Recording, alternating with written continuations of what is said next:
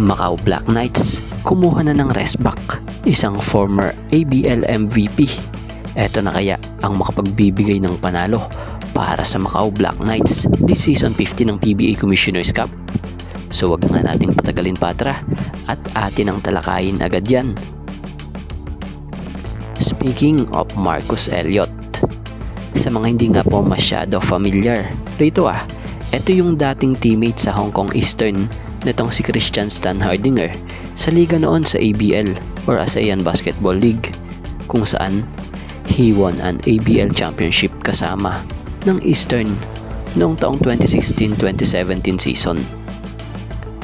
So si Marcus Elliott ay literal na mahusay itong player sa buong karera ng paglalaro niya.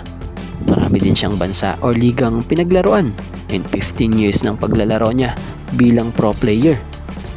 At kung titingnan nyo ang career highlights nito, masasabi mong champion player talaga ito at isang MVP player din ito sa iba't ibang ligang at iba't ibang team na kanyang pinaglaruan.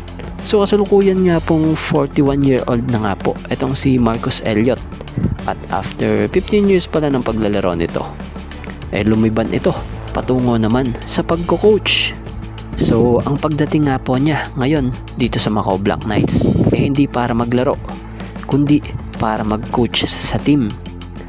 Matatanda ang kahulihan na nga po or kahulihan nga po sa standings ngayon sa PBA itong guest team na Macau Black Knights na ito.